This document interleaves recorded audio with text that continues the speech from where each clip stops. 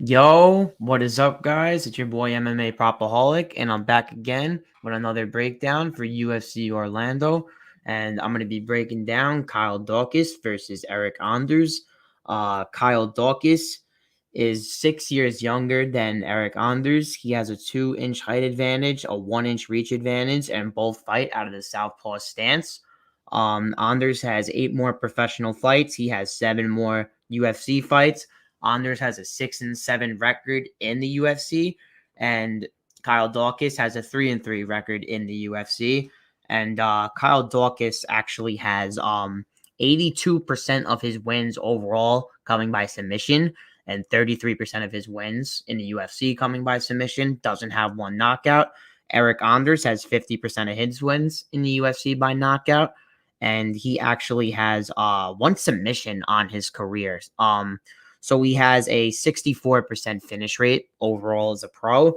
And Anders has actually been finished twice in the UFC. And Kyle Daukaus has been finished once in the UFC, and that was just by Roman Dolidze.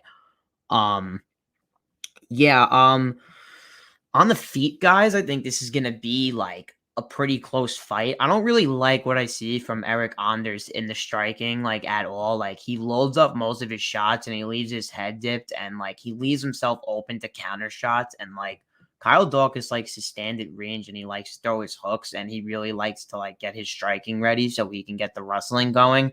Because when Kyle Daukaus gets you on the ground, he's controlling you.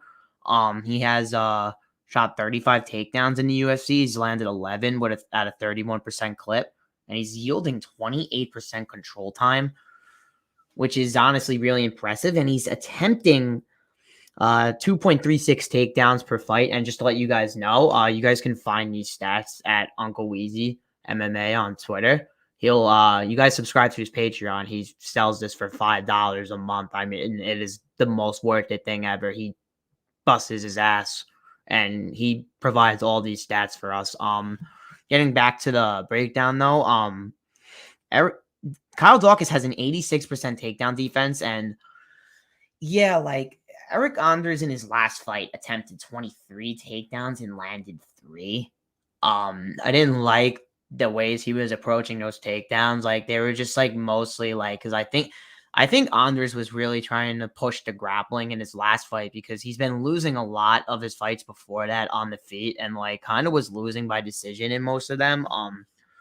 When I go to Anders' Tapology page in his last 5 fights, um, yeah, he lost to Munez, and I mean, I that to me really kind of exposed Erik Anders, I really think, in his ground game because I don't understand Andre Munez is like a legitimate black belt, world class BJJ black belt, but like it was the first double leg attempt, and like he didn't really even like get underneath. He didn't get double hooks underneath the butt. Like he just shot like a kind of like I wouldn't say like a lousy double leg, but like he got it really easy, and it shouldn't have been that easy to get. And like Erik Anders didn't really show any ability to really get up off his feet.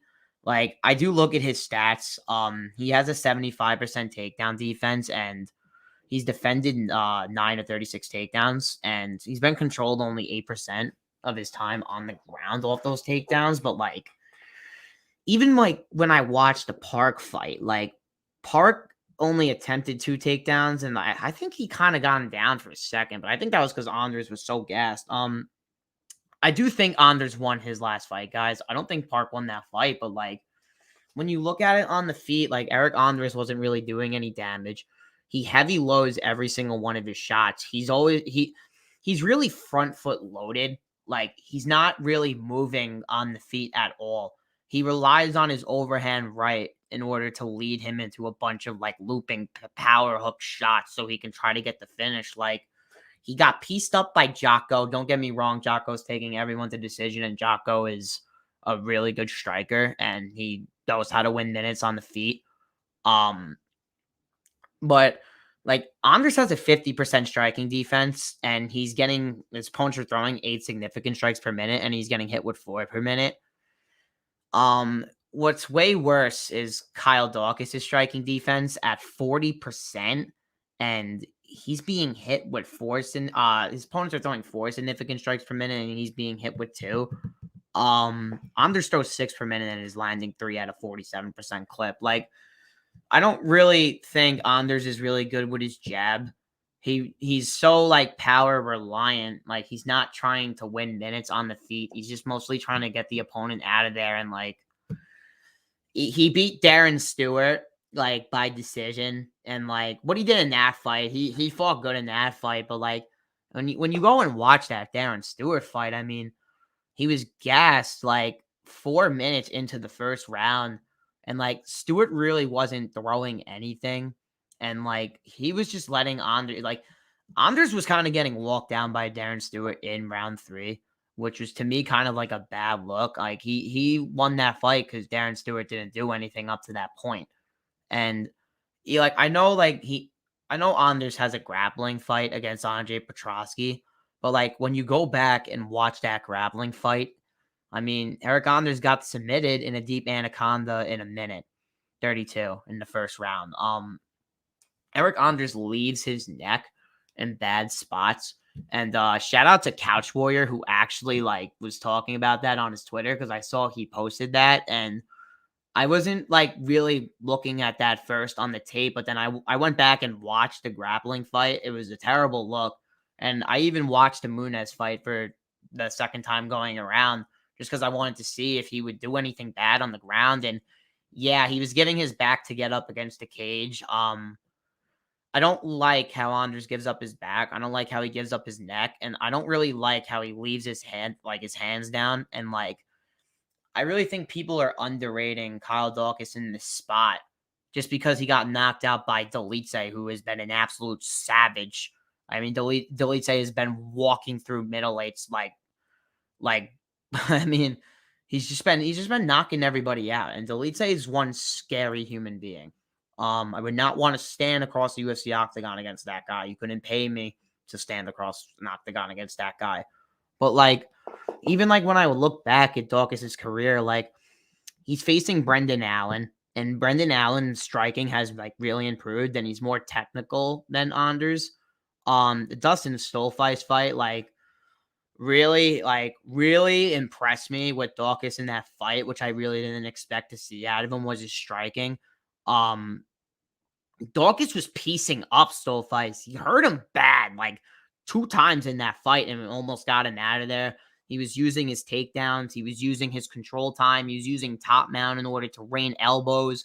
Daukaus is a legitimate grappler, and he's like a serious threat on the ground. BJJ black belt, we know that. Even in the Phil Hawes fight, like I think Phil Hawes hits harder than Anders. I think he moves better than Anders, and I think he provides more of a wrestling threat than Anders. Like, Phil Hawes is like a state champion in wrestling. I don't know I forgot which division it was for. It might be D1, might be D2. I'm not too sure. But I think Hawes, like, all around is a more freakier athlete than Erik Anders. And like, how the way Daukaus was able to handle himself in that fight was pretty impressive to me. But he got knocked down by a leg kick. So like, if I go back and I look at Daukaus like getting knocked down, it was in let me see. He got knocked down. I'm pretty sure it was that fight. Hold on. Yeah, he got knocked down by Phil Hawes once in that fight, and it was a leg kick. And then he got knocked down twice against Dolitze. And Dolitze just came out like a savage and was just rocking him from the start. Even the Kevin Holland fight with that headbutt, I mean, like, I thought that headbutt, I thought that no contest was bullshit, if I'm gonna be honest with you guys. I really do. Like, I understand it led to a submission, but like, if you guys watch that and like the relentless way he was pushing and trying to grab the back of Kevin Holland, and like Kevin Holland is like a legit BJJ black belt as well and has a way better grappling game than Anders. It was seriously impressive. Like, he got him, like, he had him in a rear naked choke, got him straight to his back. He had to tap. I was shocked when I saw that, because I thought that accidental headbutt was bullshit. I don't think they should have really have called that fight a no contest. Like, the fact that, like, I know, like, people are saying, like, yeah, the headbutt led to Kevin Holland getting hurt. Like, yeah, I mean, maybe it did, but like, referee didn't do anything. And like to do something after, I don't really like that decision. I mean, people can disagree with me, but that really showed me that like if he's doing that to Kevin Holland, how can he not do it to Eric Anders? Um, he beat Jamie Pickett, ran through him. Jamie Pickett sucks. I have no high praise on Jamie Pickett. And then his last fight was against Elite, and he kind of got walked through against Elite. But like as the physical threats that Kyle Daukaus has faced compared to like Anders' opponents, like I think that this fight is a step down for Kyle Daukaus. Like honestly, like you guys look like Delite's fighting Jack Hermanson this week, guys. Kevin Holland's fighting Wonder Boy. Phil Hawes just lost to Delite, and Delite kicked his ass. And even the Brendan Allen fight, like he looked good in the Brendan Allen fight. And like every single time you watch Kyle Daukaus, his striking improves. The only thing that just scared I already have a bet on Kyle Daukaus parlayed at -200. I parlayed it with the over 1.5 in the Wonder Boy versus Holland fight at -265, which I got that over 1.5 for with the money line of Daukaus, which got me plus 106. I actually have 0.94 units on that on DraftKings. I think you can get that parlay. I think it's like -128 now. You can get it for, which I honestly still think is worth it. Like my path for Anders is just a reliable knock. I think Anders has to knock out Kyle Daukaus. And like Kyle Daukaus, like, yeah, he gets hit, but Kyle Daukaus is tough as shit. I understand he just got knocked out in like 1 minute against Elite, but like what shows me him getting knocked down in 1 minute, like I damn well know he's gonna come in here and push the grappling. And if he gets this fight to the ground, he's going to control him. And if Anders even thinks about giving his back, puts his neck in anywhere whatsoever, he's going to get darced and he's going to get choked out immediately because Kyle Daukaus' darce is legitimate. And if he's submitting Kevin Holland and getting his back that quick, I really don't see if Eric Anders gives his back. And even in the striking, it's crazy because like I think Kyle Daukaus wins the striking. Like Kyle Daukaus is more technical than Anders. Anders is power reliant with his strikes. Like I love how Kyle Daukaus steps back and throws his hook shot because Eric Anders is gonna eat it every time, and it's gonna force him to sit on the back foot in this fight, and it's really gonna make Kyle Daukaus' life easier to push the wrestling when he gets him on his back foot and can get him right up against the cage. So my pick is Kyle Daukaus, guys. And I think Kyle Daukaus actually gets this one inside the distance, and I think he submits Eric Anders. You guys can get that submission prop at plus 300, which I honestly don't hate at all. I love that number, but I already have like a money line bet on him. I really don't want to be more invested into Kyle Daukaus, but if you guys were gonna play Kyle Daukaus, I would play his submission, but yeah, I honestly I love his money line as a parlay piece this weekend, guys. Like if you guys like throwing parlays and you guys like throwing two money line legs, like I love Kyle Daukaus. Like I think Kyle Daukaus is really gonna run through Eric Anders, and like I could look like a complete idiot coming on Sunday morning if Eric Anders clips Daukaus and knocks him out, but like I just see more paths for Daukaus in this fight. He's faced better strikers. He's faced more of the tempo fighters in the UFC. He's faced people that honestly have better hands and have more power than Anders. Um, I just think this is such a winnable fight for him. And like, I think his money line would really be higher if he lost a decision to Delete. I think Daukaus would be like -300. I just think people aren't betting him because he got knocked out in the minute against Elise, which, yeah, I don't blame you at all for not wanting to lay -200 on Daukaus, but like, I just see him really running through Anders in this fight, and like, I just think it's a great spot for him. I think this is a great comeback fight. Like, he's 3-3 in the UFC, guys, and like, I think that Kevin Holland fight should be a win, so he should be 4-2. I meant 4-3. He should be 4-3, guys. And like those 3 losses are to Brendan Allen, Phil Hawes, and Delete. Um, Eric Anders has a good resume too, guys. Like I just don't think like Eric Anders, like whenever he sees grappling, he kind of like he really slows down his offense, and I've realized that. And like when he's not facing like even in the Jung Young Park fight, guys, which I'm gonna go back to that fight real quick. Young Park was the only reason why Young Park won that fight is because he was winning every minute on the feet. Erik just couldn't do anything on the feet. And like you just look for him. He just headhunts too. He doesn't really mix in leg kicks. And like if he does that here, it's gonna scare me. But I don't think he's gonna mix in leg kicks. He's gonna headhunt. And he throws lots of overhand shots and it leads him into takedowns. And if Daukaus hits this fight to the ground, I think Anders is fucked. I really think he's fucked. And I just think that Daukaus is going to submit him if he makes one bad decision, gives his neck or gives up his back. And it's just the way he leans in when it strikes. I don't like the way he leans in at all. He leaves his head wide open. And I'm not saying that Daukaus doesn't either, because Daukaus does, which is going to be the only thing that scares me at minus 200 in this fight. I don't even hate the Anders KO prop at all because that's his only path. Like you guys could honestly end up maybe seeing me take a little hedge spot on that if it really hits like 7, maybe the lowest odds I would take that is at 7-1. I would not take it at 5-1.